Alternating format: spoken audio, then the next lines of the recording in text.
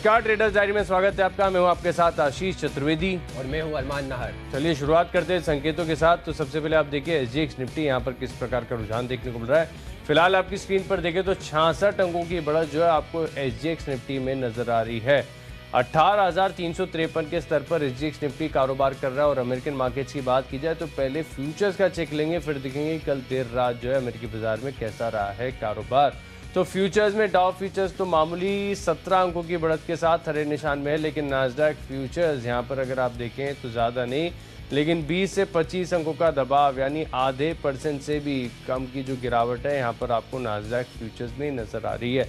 अब बात करते हैं यूएस स्पॉट मार्केट्स की। तो कल डाउ और नास्डैक में किस प्रकार का कारोबार देखने को मिला। तो बढ़त के साथ यहां पर देखिए शुरुआत देखने को मिली थी कल भारतीय समय अनुसार 8 बजे जब अमेरिकन मार्केट्स की शुरुआत हुई तो वहां पर तेजी के साथ हुई और थोड़ा सा दिन के दौरान डिप भी मिला वहां पर सत्र के दौरान, लेकिन उसके बाद ग्रेजुअली अगर आप देखें तो 1% की बढ़िया गेंद के साथ डाउ जोन्स ने क्लोजिंग दी। वहीं नास्डैक अगर आप देखें तो लगातार सेलिंग प्रेशर के बाद यहाँ पर भी आपको एक बढ़िया रिबाउंड देखने को मिला।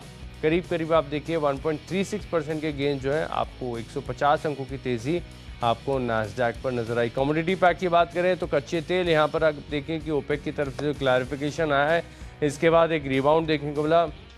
बेस मेटल जैसे एल्युमिनियम हो, कॉपर हो, यहाँ पर भी आपको तेजी देखने को मिली।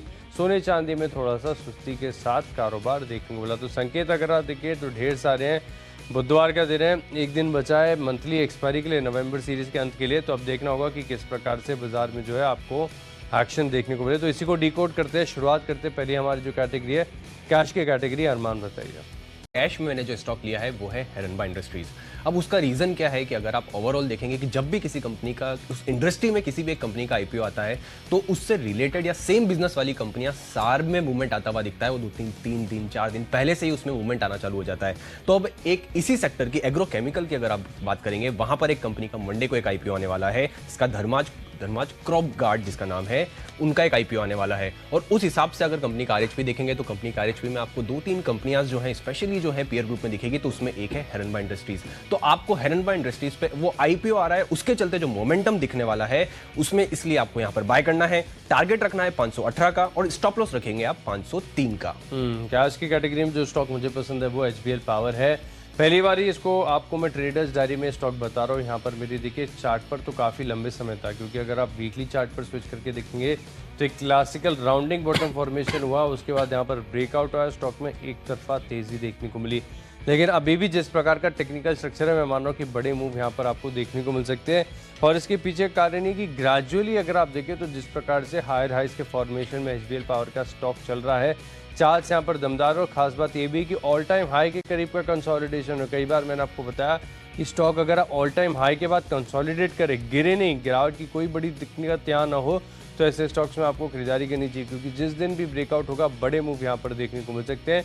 लेकिन फिलहाल के लिए 116 रुपये का टारगेट है, 109 रुपये का स्टॉप लॉस लाकर चलेंगे। एचबीएल पावर स्टॉक को तुरंत आप अपनी वॉच लिस्ट में ऐड कर लीजिए।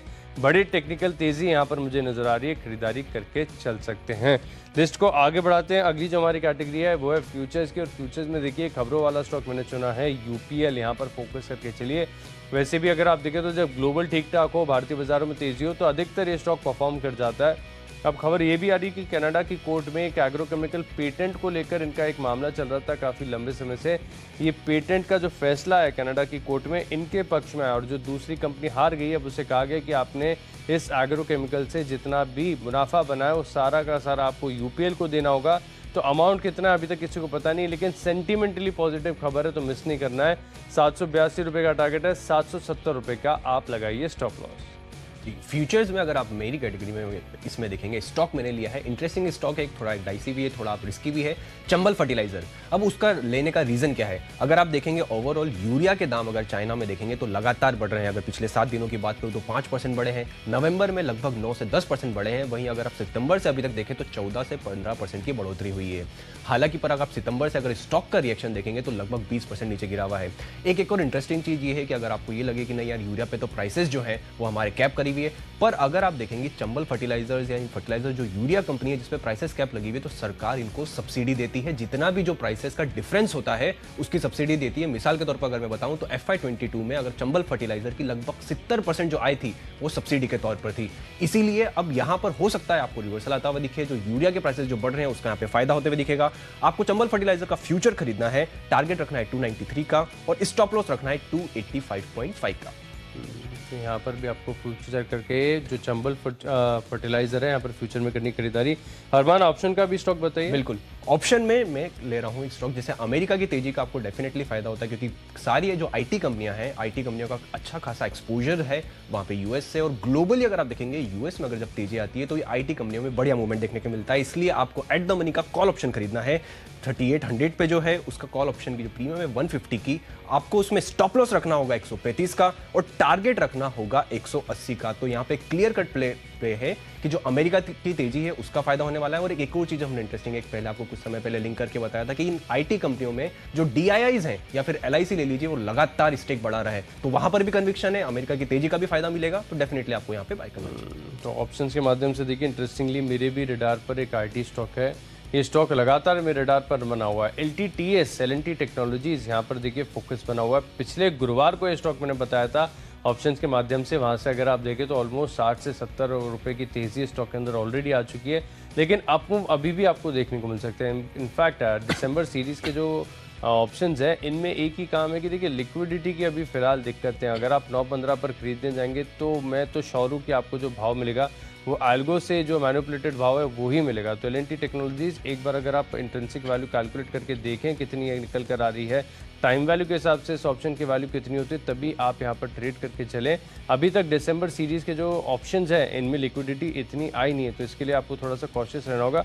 और देखिए इसी का कारण है कि आप देखिए 3900 की जो कॉल ऑप्शन आपको दिख रही है ये 10 रुपये के आसपास आपको दिख रही है, लेकिन 10 रुपये नहीं है इसका भाव। जो है कैलकुलेट करके देखेंगे तो ज़्यादा निकल कर आता है, लेकिन फिलहाल जो क्लोजिंग निकल कर आ रही है उसके हिसाब से मैं जो टारगेट आपको बता रहा हूँ वो करीब 120 रुपये की 3900 की जो दिसंबर सीरीज़ की कॉल ऑप्शन है आपको खरीदारी करके चलना है। स्टॉप लॉस लगाना है करीब 8 रुपये का। मेरे हिसाब से 96-97 के आसपास का इसका LTP होना चाहिए, तो यहाँ पर आपको करनी है खरीदारी। तो इसको आगे बढ़ाते हैं। अगली जो हमारी कैटेगरी है वो है टेक्नोपिक। अरमान बताइए। देखिए टेक्निकल पिक मेरे हिसाब से रैलिस इंडिया होना चाहिए। यहाँ पर भी पैक तो वही है। अगर आप देखेंगे कि अगर जो जब भी IPO आता है तो आपको जैसे मैंने पहले भी बताया था, धर्माज क्रॉपगार्ड का जो IPO आने वाला है उससे जो पूरा सेक्टर है बज रहता है। इंटरेस्टिंगली अगर आप रैलिस इंडिया का देखेंगे तो इनका वीकली चार्ट अगर देखेंगे तो वो काफी बढ़िया दिख रहा है। तो ओवरऑल उस हिसाब से अगर आप देखेंगे तो यहाँ पे बढ़िया मूवमेंट एक्सपेक्टेड है, तो इसलिए आपको ये बाय करना है। टारगेट रखना है लगभग 235.5 का और स्टॉप लॉस रखना होगा 227.5 का। तो रैलिस इंडिया नया IPO का ट्रिगर, साथ में वीकली चार्ट है बढ़िया, तो करेंगे खरीदारी 236 रुपए के लक्ष्य के लिए। राउंड फिगर कर दें, 235-50 रुपए का टारगेट है, 236 कर देते हैं और 228 रुपए 227 रुपए का आप स्टॉप लॉस ला कर चल सकते हैं। बढ़िया तेजी जो है आपको यहाँ पर नजर आएगी। जो टेक्निकली स्टॉक मुझे पसंद आ रहा है वो है कल्पतरू पार। इस स्टॉक को आपको जरूर देखना चाहिए। देखिए जिस प्रकार से स्ट्रॉन्ग टेक्निकल स्ट्रक्चर है स्टॉक का, मिस नहीं करना चाहिए। सबसे पहली बात देखें तो बड़े बड़े राउंडिंग बॉटम फॉर्मेशन यहाँ पर स्टॉक पर देखने को मिले।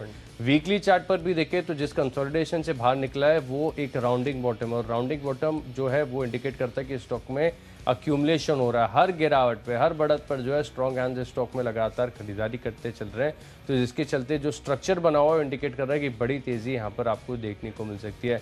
इसके अलावा अगर आप देखें तो जुलाई 2019 के सबसे ऊपरी स्तर के आसपास है। जुलाई 2019 के जो हाईस थे इसे तोड़ने के लिए स्टॉक तैयार हो रहा है, और साथ में जो बॉक्स थियरी होती है क्लासिकल, इसका भी ब्रेकआउट, यानी काफ़ी सारे पैटर्न जो है वो अनफोल्ड हो रहे हैं, टेक्निकल्स एंड सपोर्टिव, तो स्टॉक में खरीदारी करनी चाहिए। इनफैक्ट जो 555 रुपए का टारगेट मैं आपको बता रहा हूँ वो प्रीवियस पीक है, लेकिन एक बार इसको टेस्ट कर दिया, फिर 555 के करीब की भी क्लोजिंग आ गई, यहाँ के आसपास कंसोलिडेशन भी हो गया, तो मैं अपने टारगेट्स को अपवर्ड फर्दर रिवाइज करूंगा। लेकिन फिलहाल के लिए आप दूर का लगाइए स्टॉप लॉस और थोड़ा सा धैर्य रखिए। 480 रुपए का लगाइए स्टॉप लॉस, समय दीजिए। 555 प्रीवियस पीक टूटेगी, तेजी यहाँ पर आएगी, कल्पतरू पावर कर सकते हैं आप यहाँ पर खरीदारी। लिस्ट को आगे बढ़ाते हैं। अगली जो हमारी कैटेगरी है वो है फंडा पिक, और फंडा पिक के लिहाज से देखिए प्योरली फंडा पिक मैंने आपके लिए चुनी है। टेक्निकल्स देखे नहीं, टेक्निकल्स तो हैं बड़े कमज़ोर, क्योंकि स्टॉक अगर आप देखें तो अपने हाई से करीब करीब 40% नीचे आ चुका है। यहाँ पर बड़ी गिरावट देखने को मिल रही है और बाजार का इंटरेस्ट बिल्कुल फेड आउट हो गया। लेकिन स्टॉक्स में पैसा वहीं बनता है जहाँ पर बिल्कुल फैंसी नहीं होती। ऐसे स्टॉक्स का क्यों चर्चा नहीं करता। तो वोल्टास में आप देखें जो स्ट्रक्चर बना हुआ है तो वो काफ़ी डिस्ट्रक्टिव है, लेकिन खास बात है कि आपको देखना है कि इनकी पोटेंशियल कितनी ज़्यादा है। एक तो बेको के साथ इनका जेवी है, जिसके चलते आप देखिए वाइट गुड्स में लगातार इनकी पकड़ बढ़ती जा रही है और रूम एसी सेगमेंट में इनका कोई मुकाबला नहीं है। नो डाउट पिछले 2 तिमाहियों में अगर आप देखें तो मार्केट शेयर थोड़ा सा घटा है, लेकिन भारत जो है ना एसी के लिए बहुत बड़ी स्टोरी है। आप देखिए कि पूरी दुनिया में जो चाइना है यहाँ पर करीब करीब 90% के आसपास का आपको एसी का पेनिट्रेशन देखने को मिलता है। भारत में केवल 4% पेनिट्रेशन है। बहुत बड़ी ग्रोथ स्टोरी है। 4 से 6 महीने का समय देखिए फिलहाल खरीदारी कीजिए, लेकिन लंबी अवधि का भी नजरिया तो कंफर्ट आ रहा है। 940 का लक्ष्य वोल्टास खरीदारी करेंगे। देखिए फंडामेंटल्स के मेरे हिसाब से, जिसमें कल एक खबर भी आई थी जिसमें मैंने वहां पर लिंक भी किया था, जेके पेपर आपको खरीद के रखना है। एक तो क्वालिटी प्रमोटर या क्वालिटी बिजनेस या फिर आप पेपर सेगमेंट में दिग्गज कंपनी तो है ही सही। कुछ इंटरेस्टिंग और फाइनेंशियल्स अगर आप देखेंगे तो इन्होंने पिछले 5 साल में जो उनकी प्रॉफिट की कैगर है वो 25% की है। वहीं अगर आप पिछली तिमाही देखेंगे वहां पर क्वार्टर एफआईआईज ने जो भी स्टेक बढ़ाया है, और वो भी बड़ा स्टेक बढ़ाया है 3.43% से बढ़ाकर लगभग 6% के आसपास, और पिछले 1 साल में इंस्टीट्यूशंस ने तो लगभग 4% होल्डिंग बनाई है। अब जो पिछला कल जो हमको खबर आती हुई देखी कि उन्होंने अधिकरण किया, अब वो इंटरेस्टिंग इसलिए है क्योंकि वो जो दोनों कंपनियां हैं वो एक तो कोरिगेटेड जो पेपर बॉक्सेस हैं, पैकेजिंग बॉक्सेस हैं, वो बनाने का काम करती है, उसमें दिग्गज है, लीडर है। अब कोरिगेटेड बॉक्सेस की इंटरेस्टिंग चीज क्या है कि ये जो 3 शीट्स से एक जो है वो पेपर बनता है, और ये अभी जो जितना भी जो ऑनलाइन ट्रांजैक्शन या डायरेक्ट टू कस्टमर जितना भी बढ़ता जा रहा है उसका इनको बहुत बड़ा फायदा होने वाला है। और ये कंपनी ने लगभग FY22 की आप एनुअल रिपोर्ट पढ़ेंगे तो वहां पर भी मैनेजर ने बोला है कि यहां पर हमको डबल डिजिट से भी ज्यादा परसेंटेज की अच्छी खासी ग्रोथ दिख रही है। और कंपनी ने इसी के चलते कैपेक्स का भी अनाउंस किया था, लगभग आप देखेंगे 170 करोड़ के आसपास का या फिर लगभग 150 करोड़ के आसपास का जो उन्होंने कैपेक्स का अनाउंसमेंट भी किया था। और उन्होंने ये कहा था कि 160-170 करोड़ से का जो रेवेन्यू है वो पोटेंशियल हो सकता है। और ये जो 2 कंपनियां इन्होंने एक्वायर करी है उसका कुल मिला के अगर FY22 का रेवेन्यू देखेंगे तो वो लगभग 840 करोड़ का है। तो लगभग इन्होंने जो बाय करा है, मतलब अगर आप ओवरऑल आने वाले समय में देख रहे हैं तो सिर्फ ये कोरिगेटेड बॉक्सेस से ही इनको 1000 करोड़ का रेवेन्यू होने वाला है। अगर आप FY22 का रेवेन्यू देखेंगे तो लगभग 4000 करोड़ का था। और इंटरेस्टिंग चीज ये है कि ये जो बॉक्सेस और पैकेजिंग सेगमेंट है कंपैरेटिवली यहाँ पे मार्जिन्स भी बेहतर है। तो अगर मैं अभी का पी देखूं, अभी का पी 7.6 ही है, पर अगर आने वाला ये जो 1000 करोड़ का जो है उसके साथ अगर आप देखेंगे तो मार्जिन्स भी बेहतर होने वाले हैं, और ये वाला पी फॉरवर्ड पी बढ़िया और अच्छा खासा इंटरेस्टिंग होने वाला है। नेक्स्ट अगर आप देखते हैं तो इन्वेस्टमेंट के तौर पर आपको एक स्टॉक को देखना है, वो है global health. Interesting company, recently इनका आईपीओ भी आया था। मेदांता जो इनका हॉस्पिटल जो ब्रांड नेम से बढ़िया क्वालिटी है, और उनके प्रमोटर्स की तो आप क्वालिटी कितनी है, उनको पद्म भूषण मिल चुका है और काफ़ी बढ़िया, मतलब उन्हें यूएसए में भी बहुत नवाजा गया है। उसी के साथ साथ अगर आप देखेंगे, आप हॉस्पिटल सेगमेंट में अगर देखेंगे इनका एवरेज रेवेन्यू पर ऑपरेशनल बेड अगर आप बात करेंगे, मतलब जितने ऑपरेशनल बेड है उस पर रेवेन्यू कितना आ रहा है, तो वो लगातार बढ़ता जा रहा है। पहले 54,000 था FY20 में वो बढ़ के लगभग 56,000 के आसपास हो गया, और अभी अगर आप देखेंगे तो लगभग 58,000 के आसपास भी हो गया। और इंटरेस्टिंग चीज ये है कि कंपनी ने हमारे जब मैनेजमेंट न्यूज़ पे आया था तो उन्होंने कहा था कि हम ऑपरेशनल जो टोटल बेड्स की क्षमता है उसको 2500 से बढ़ाकर 3300 करने वाले हैं। तो उस हिसाब से अगर आप EBITDA कैलकुलेट करके देखेंगे तो EBITDA लगभग आ जाता है 650 करोड़ का, तो EV बाय EBITDA सिर्फ 13 का आता है। हालांकि इंडस्ट्री का EV बाय EBITDA अगर फॉरवर्ड EV बाय EBITDA भी ले लें तो भी वो 20 का आता है। तो काफी इंटरेस्टिंग है, आपको यहाँ पे बाय करना है। ड्यूरेशन में आपको 15 महीने का दे रहा हूँ, टारगेट दे रहा हूँ 516 का। निवेश के लिहाज से जो स्टॉक मुझे पसंद है वो है सन फार्मा। यहाँ पर आपको करनी चाहिए खरीदारी। देखिए जैसे हमने देखा था कि रिलायंस में 8-9 साल का कंसोलिडेशन हुआ था, HUL ने काफ़ी लंबा कंसोलिडेशन दिया, इसके बाद ब्रेकआउट आई तो स्टॉक में तेज़ी रुकने का नाम नहीं ले रही थी। सन फार्मा में भी देखें तो सिमिलर केस है। यहाँ पर अगर आप देखें तो 7 साल के कंसोलिडेशन के बाद ब्रेकआउट ऑलरेडी हो चुका स्टॉक है, टिका हुआ है। यहाँ पर आपको कंफर्ट है खरीदारी करने का। तो फिलहाल 9 से 12 महीने का समय दीजिए, 1000 रुपये के करीब मिल रहा है, डिप में करिए खरीदारी। 1200 रुपये के पार जाने के लिए सन फार्मा तैयार हो रहा है, तो पोर्टफोलियो में थोड़ी सी जगह बनाइए। सन फार्मा के लिए बड़े ब्रेकआउट की जो है तैयारी यहाँ पर ऑलरेडी हो चुकी है।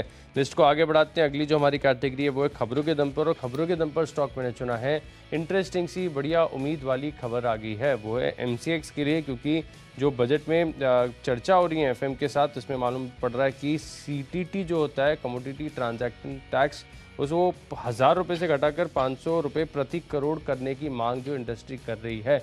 मांग ही है, अभी तक जो है फैसला नहीं है, लेकिन मांग भी अपने आप में काफ़ी बड़ी अगर इसको कंसिडर किया जाता है। वैसे भी अगर आप देखें तो कमोडिटी के जो ऑप्शंस है बिल्कुल सूखे ही रहते हैं, इसमें लिक्विडिटी होती ही नहीं है। तो यहाँ पर आपको फोकस करके चलना है। 1505 रुपये की क्लोजिंग है, ज़्यादा बड़ा रिस्क नहीं लेंगे। वायदा बाजार का स्टॉक है, 1500 रुपये, या फिर अपनी रिस्क एपेटाइट के अनुसार स्टॉप लॉस लगा लीजिए। लेकिन इस खबर के चलते 1546 के पार जाने के लिए MCX तैयार, खरीदारी करें। हिसाब से आपको मेरे हिसाब से स्टॉक खरीदना चाहिए वो है DCX सिस्टम, DCW सिस्टम। उसका रीजन DCW लिमिटेड, माफ कीजिएगा। अब एक इंटरेस्टिंग रीजन ये कि कंपनी ने कहा है कि वो CPVC का जो उनकी कैपेसिटी है उसको दुगना करने वाले हैं। और ये जो CPVC है इसमें मार्जिन्स भी बढ़िया हैं। इसी के साथ साथ अगर आप देखेंगे कि बहुत कम कंपनियां ऐसी हैं जिसमें पिछली तिमाही में जिसपे प्रमोटर्स ने हिस्सेदारी बढ़ाई है, तो यहां पर प्रमोटर्स ने लगभग 0.9% हिस्सेदारी बढ़ाई भी है पिछली तिमाही में। तो आपको टारगेट रखना होगा DCW लिमिटेड का 53 का, और स्टॉप लॉस रखना होगा 50.5 का।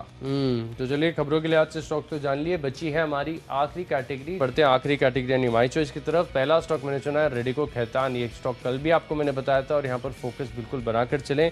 एक हफ्ते का समय आपको देना है, यहाँ पर आपको करनी है खरीदारी। इस 1070 रुपये तक के टारगेट्स आपको देखने को मिल सकते हैं। लिकर स्टॉक्स में एक बज़ है, और खास बात यह कि जो दिसंबर तिमाही होती है वो हार्ड लिकर के लिए काफ़ी बढ़िया होती है। शादियों का सीजन चल रहा है, तो इसका भी फायदा देखने को मिलेगा। एक सप्ताह का समय देना है, 1070 रुपये के टारगेट्स यहाँ पर आपको देखने को मिलेंगे।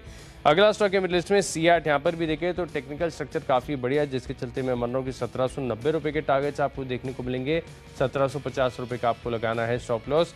और आखिरी स्टॉक है मेरी लिस्ट में इंजीनियर्स इंडिया। यहाँ पर भी अगर आप देखें तो कुछ ना कुछ बढ़िया हो रहा है, क्योंकि औसत से अधिक वॉल्यूम के साथ स्टॉक के अंदर हो रही है खरीदारी। तो 80 रुपये का टारगेट और 78 रुपये का आपको लगाना है स्टॉप लॉस। कि माय चॉइस में मेरे लिए सबसे पहला स्टॉक होगा मैपमा इंडिया सी इन्फो सिस्टम। एक तो कंपनी की क्वालिटी बहुत बढ़िया है, प्रमोटर बहुत बढ़िया है, और उनकी ऑर्डर बुक भी बहुत बढ़िया है। और वैल्यूएशन थोड़े महंगे पर महंगे ही हैं क्योंकि क्वालिटी बहुत बढ़िया है। आप यहाँ पर आपको ड्यूरेशन रखना होगा 1 साल का, और टारगेट रखना होगा 1400 का। सेकंड स्टॉक जो है मेरी लिस्ट में वो है द अनूप इंजीनियरिंग। एक तो इनका जो ऑर्डर बुक और आप वैल्यूएशन देखेंगे वो काफ़ी इंटरेस्टिंग है। उसी के साथ साथ अगर आप इनका 2H जो दूसरी छिमाही है वहां पर बढ़िया रेवेन्यू आने की एक्सपेक्टेशन है, लगभग 225 करोड़ का। तो वहां पर आपको खरीदना होगा, ड्यूरेशन 1 साल का, और टारगेट रखना होगा 1130 का। और अंत में HCL टेक्नोलॉजी, वही पैग है जो अमेरिका में तेजी है, उसका काफी फायदा होने वाला है। डोमेस्टिक इंस्टीट्यूशनल इन्वेस्टर्स जो हैं वो तो इसमें बढ़िया तेजी दिखाई रहे हैं। तो आपको टारगेट रखना होगा 1127 का, और स्टॉप लॉस रखना होगा लगभग 1095 का। तो चलिए जो 20 स्टॉक्स इनकी फोकस लिस्ट हो गई है तैयार। अब जल्दी से देखेंगे रिकैप। कैश का स्टॉक है लिस्ट में HBL पावर 116 रुपये का टारगेट है, और खबरों के चलते UPL दिसंबर वायदा खरीदारी करेंगे 782 रुपये के लक्ष्य के लिए। LNTT यहाँ पर देखिए दिसंबर 3900 का कॉल ऑप्शन खरीदेंगे 120 रुपये के लक्ष्य के लिए। और टेक्निकली स्टॉक पसंद आ रहा है कल्पतरू पार। फंडामेंटली वोल्टास में करनी है खरीदारी, ऊपरी स्तर से 40% नीचे चल रहा है, और निवेश के लिहाज से 7 साल के कंसोलिडेशन के पार निकला है सन फार्मा। 1215 रुपये का टारगेट है। खबरों का असर देखने को मिलेगा MCX में। रेडिको खैतान, शादियों का सीजन चल रहा है, 1070 रुपये का टारगेट है। CEAT में आएगी तेजी, और इंजीनियर्स इंडिया यहाँ पर भी देखिए औसत से अधिक वॉल्यूम के साथ हो रही है खरीदारी, 80 रुपये का लक्ष्य है। इन 10 स्टॉक में मेरा कन्विक्शन सबसे ज़्यादा है टेक्नोपिक कल्पतरू पावर। यहाँ पर देखिए तो बड़े राउंडिंग बॉटम के ब्रेकआउट यहाँ पर देखने को मिले। 555 रुपये के लक्ष्य के लिए खरीदारी करेंगे। कर लेते हैं रिकैप। अब कैश में आपको मेरे हिसाब से स्टॉक खरीदना चाहिए हेरनबा इंडस्ट्रीज, क्योंकि इंडस्ट्री में जो IPO है उसका फायदा मिलेगा। फ्यूचर्स में चंबल फर्टिलाइजर्स को आपको खरीदना होगा, क्योंकि जो यूरिया के दाम बढ़े हैं उसका यहाँ पर फायदा होता हुआ दिखेगा। ऑप्शंस में क्योंकि जो अमेरिका में तेजी आई है उसका कोफोर्ज में फायदा होता हुआ दिखेगा। टेक्निकल के हिसाब से आपको रैलिस इंडिया में खरीदारी करनी है। फंडामेंटल्स के हिसाब से JK पेपर, क्योंकि एक बढ़िया बिजनेस और आउटलुक तो बढ़िया है ही सही। इन्वेस्टमेंट के हिसाब से ग्लोबल हेल्थ को आपको खरीदना होगा। और खबरों के हिसाब से अगर आप देखेंगे तो DCW लिमिटेड आपको खरीदना होगा, जो खबर आई है वहां पर। माई चॉइस में C info system, Anup engineering और HCL टेक्नोलॉजी पर बाय करिएगा। और इन सब स्टॉक्स में मेरा बेस्ट पिक होगा DCW लिमिटेड, जो इन्होंने बढ़िया कैपेक्स अनाउंस किया है।